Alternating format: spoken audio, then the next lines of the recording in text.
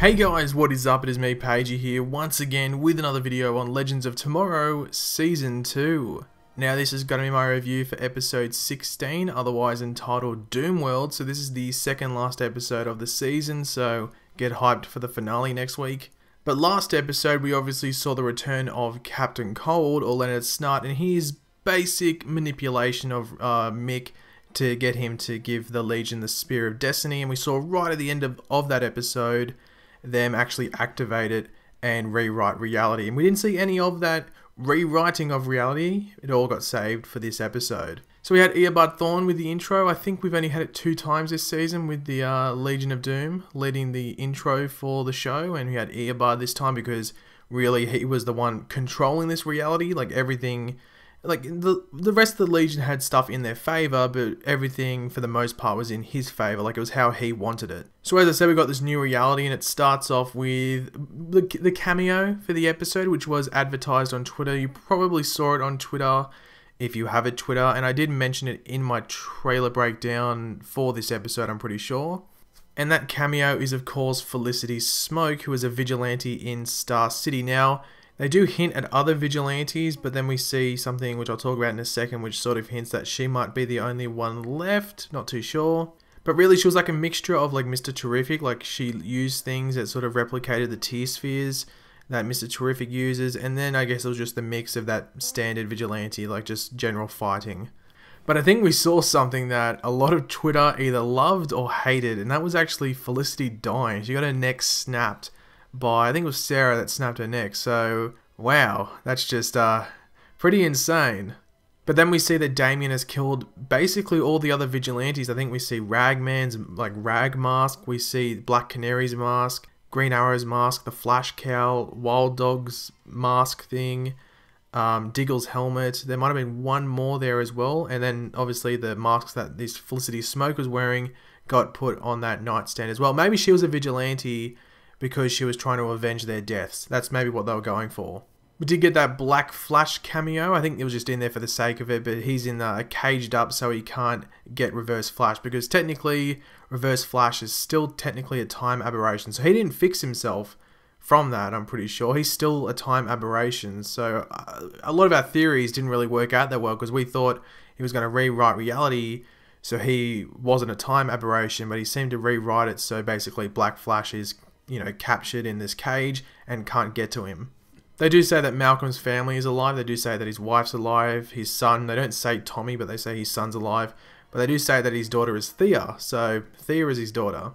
Now, was I the only one that had a bit of a chuckle when we found out that Rip was the cake maker? Or should I say the cake master? I just thought that was funny how that's how he was spending all of his time. And it does sort of get revealed later on like why he's locked up and he's sort of acting this way. But we'll talk about it towards the end of the video. One thing which was weird, and we see it in the trailer for a bit for this episode, but nothing to the extreme, and it was just weird seeing Jax and Stein acting like that, especially like Jax going at Stein like that.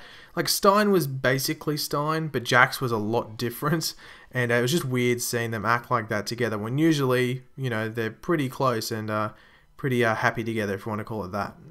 Now, it wasn't really like properly explained why Nate was noticing that the reality had been messed with. Like they do say like, oh, he comes up with all these like conspiracy theories. Like he's one of those bloggers that's online, lives in his mother's basement. I think they're getting a bit stereotypical there. But yeah, so he's the one that notices the reality. Obviously, Mick and all the Legion know that the reality's been rewritten.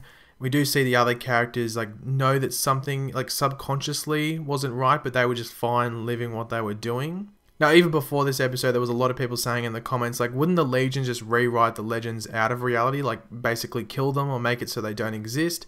And basically, like, it's explained that Earbud Thorn kept them alive to almost, like, humiliate them and make them around, like, sort of centered around the Legion, but put them in, like, pretty minuscule positions or put them in positions where they can control them. So you could argue that's like a downside for the episode, because realistically they would just kill the Legends, just make them not exist, but they sort of can't do that because the show is called Legends of Tomorrow, not Legion of Doom. They need the Legends for the most part to be alive.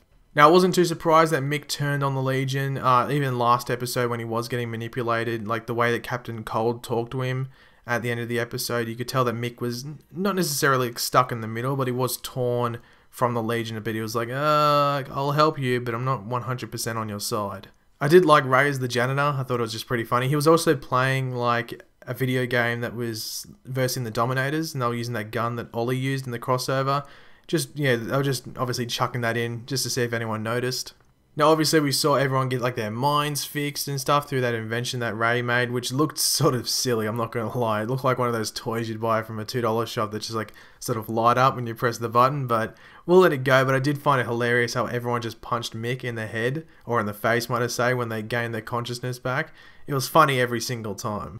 Now, we did know going into this episode that they were going to find the reason as to why the spear was going to be destroyed, or why it has to be destroyed, but it's actually not the Legends that... Oh, they want to destroy it, don't get me wrong, but Eobard Thawne wants to destroy it, so this new reality that he is in, that he's created, stays that way. It can't change, because as I said earlier on, he's the one that's really the master of this reality. Sure, the rest of the Legion have stuff in their favour, and are living very good lives, but Eobard Thawne was the one that really made it so it was more in his favour.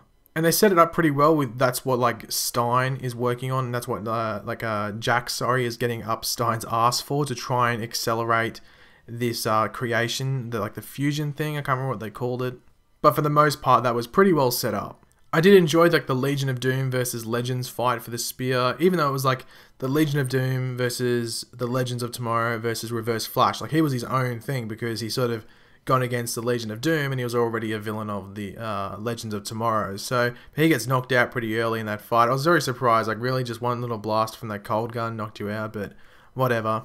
But that general fight scene was pretty cool. But one thing I was not expecting, because Amaya had the spear, and I was like, okay, well, they're going to rewrite reality. What's going to happen here? And I thought they were just going to change it so it went back to normal, but they still had to find a way to destroy it properly and make sure everything was okay.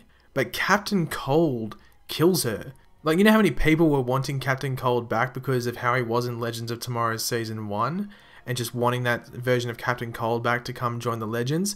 And he's gone and done that. He's killed Amaya, frozen her, broken her into a million pieces. I wasn't expecting that. It was pretty insane. It's actually a bit of a spoiler for The Flash, I guess, if you haven't watched it. But I'm guessing if you've watched Legends, you've watched Flash.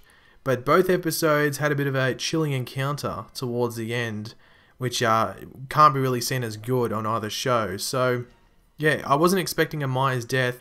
The thing is, they're going to go back next episode. That's like set up where they need to actually go back to the time where the spear is given to the Legion and stop that from happening. So next week's going to be weird because you're going to have two versions of every single Legend apart from Amaya, because Amaya's dead.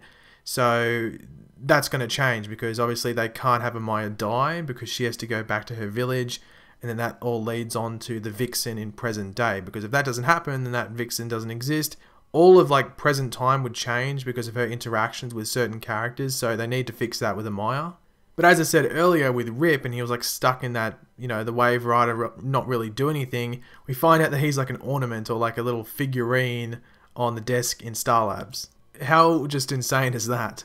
So he's shrunk down, they probably use some like nanotechnology or something, so it's going to be very interesting to see what the hell happens next episode, how Rip gets out of that pickle that he is in, but also how the Legends fix everything, because they're going back to, was it 1916 I think they were in, when they went to World War I, so it's going to be, as I said, very interesting to see how they interact with each other, because as they do say in the episode, that's like just time can fold in itself if that starts happening and you're in the same place for too long, I think it is. So they really got to try and avoid that. But because next week is the finale, they're going to set up some stuff. I will talk about it in my trailer breakdown because that's the more appropriate place to set it up. But I am very interested to see what happens with the Spear of Destiny, if anything is rewritten in the Legends' favour. Because with such a powerful utensil brought onto the show, I am actually hoping it's used to fix one thing or a couple of things in favour for the Legends. I would not be surprised if Captain Cold is brought back to life like the one we saw in Season 1 of Legends. But yeah, we're going to have to wait and see. I'm very interested to see what happens there and if anything actually is rewritten in the Legends' favour. But overall, I thought this was actually a really, really entertaining episode. A really good episode to set up the finale next week. All the other shows are off next week, so yeah, no excuses not to watch Legends next week because it's the only DC CW show on next week, so yeah. And also, if you did not know, it's actually on at the time that Flash is usually on. So when Flash would usually be on, that's when Legends is on, so don't miss it. But as I said, I will have my trailer breakdown out, later on tomorrow sometime, probably. But yeah, if you did enjoy the video, be sure to leave a like on it. Let me know in the comments section down below, what did you think of this episode? Do you think that anything's going to be rewritten by the Legends in the finale? Or do you think they're just going to get the spear, destroy it, and that's it? Just leave all of those opinions in the comments section down below. And of course, if you are new to the channel, make sure to subscribe. I'll catch you later, guys, and goodbye.